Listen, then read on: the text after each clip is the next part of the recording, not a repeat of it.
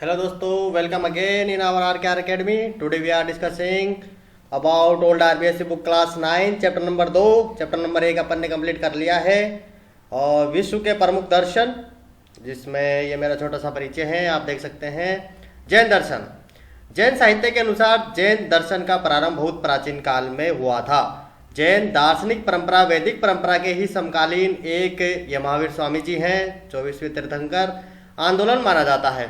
इस दर्शन के विकास में तीर्थंकरों की महत्वपूर्ण भूमिका रही है. ऐसा माना जाता है कि महावीर स्वामी के पहले 23 जैन तीर्थंकर हुए थे और पहले तीर्थंकर ऋषभदेव या आदिनाथ थे. 23वें तीर्थंकर जो है वो पार्श्वनाथ थे. 24वें महावीर स्वामी, जिनका जन्म वैशाली के समीप कुंडग्राम में क्षत्रिय कुल में 599 ईसा पूर्व. पिता का नाम सिद्धार्थ, माता का नाम त्रिशला. त्रिशला लिच्छवी गणराज्य के राजा चेटक की बहन थी. महावीर के बचपन का नाम वर्धमान. वर्धमान को प्रारंभ में ही क्षत्रियोचित शिक्षा दी गई थी, किंतु वर्धमान का मन संसार में नहीं लगता था. उनके मन में विरक्ति के भाव पैदा हो गए थे. इसलिए 30 वर्ष की उम्र में उनके माता पिता के निधन के बाद इन्होंने सत्य ज्ञान की खोज के लिए अपने बड़े भाई नंदीवर्धन से आज्ञा लेकर घर छोड़ दिया और तपस्या करने लगे. इस तपस्या में उन्हें घोर कष्ट सहन करने पड़े. बिना वस्त्र तथा महीनों तक बिना खाए पिए रहे.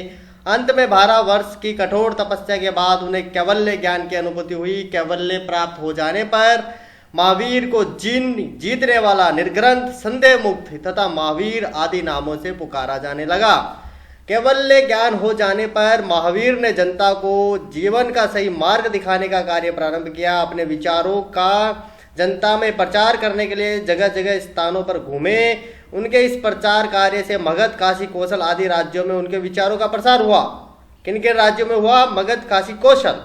उनकी सत्य वाणी से प्रभावित होकर कई लोग उनके अनुयायी बनने लगे. धीरे धीरे अनुयायियों की संख्या काफी हो गई. अंत में इसी प्रकार अपने विचारों का प्रसार करते हुए पावापुरी बिहार में 527 ईसा पूर्व में 72 वर्ष की आयु में महावीर का निर्वाण हुआ.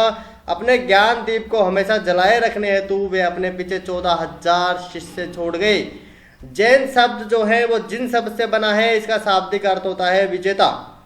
संसार की मोह माया व इंद्रियों पर विजय प्राप्त कर मोक्ष प्राप्त करना ही इस धर्म का एकमात्र उद्देश्य है.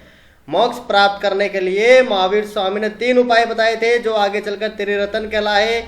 जैन धर्म का दार्शनिक चिंतन यहीं से आरंभ होता है, जो अपन नेक्स्ट वीडियो में कवर करेंगे. थैंक यू, धन्यवाद.